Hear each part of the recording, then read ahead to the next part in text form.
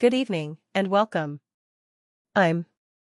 Tonight, we turn our attention to a rapidly escalating situation in Ukraine, where Russian forces have launched a significant offensive in the Kharkiv region, opening a new front and placing immense pressure on already strained Ukrainian defenses.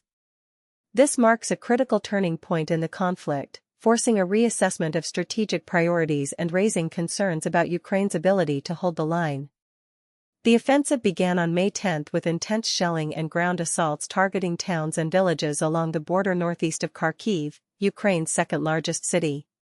Russian forces, reportedly numbering in the thousands, quickly seized several settlements, including Strelecha and Pylna, creating a buffer zone and pushing towards Vovchansk, a key town just a few kilometers from the border.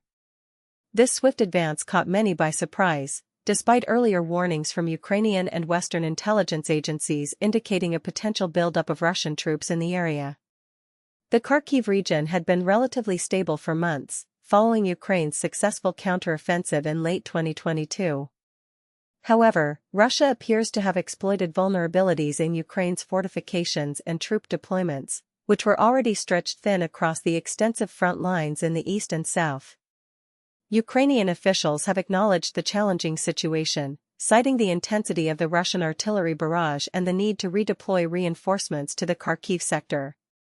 The main objective of Russia's offensive remains unclear.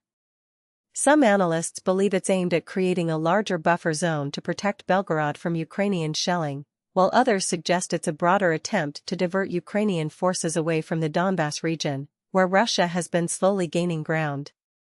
The timing of the offensive coincides with delays in Western military aid reaching the front lines, further compounding Ukraine's difficulties. The implications of this offensive are far-reaching. If Russian forces manage to consolidate their gains and advance further towards Kharkiv, it could trigger a large-scale humanitarian crisis, forcing hundreds of thousands of civilians to flee their homes.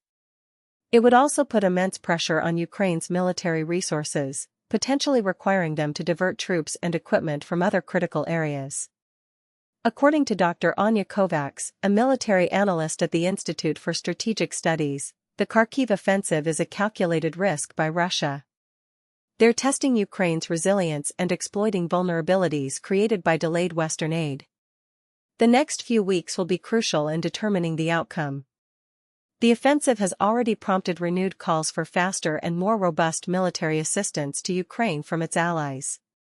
NATO Secretary-General Jens Stoltenberg reiterated the alliance's unwavering support for Ukraine, while urging member states to expedite the delivery of pledged weapons and ammunition. The United States has also announced a new aid package, but its impact on the battlefield remains to be seen. In conclusion, the Russian offensive in the Kharkiv region represents a significant escalation in the Ukraine conflict. It poses a direct threat to Kharkiv, strains Ukraine's already limited resources, and raises concerns about the long-term trajectory of the war. The coming days and weeks will be critical in determining whether Ukraine can repel the Russian advance and stabilize the front lines. We will continue to monitor the situation closely and bring you the latest updates as they unfold. For now, Thank you for watching.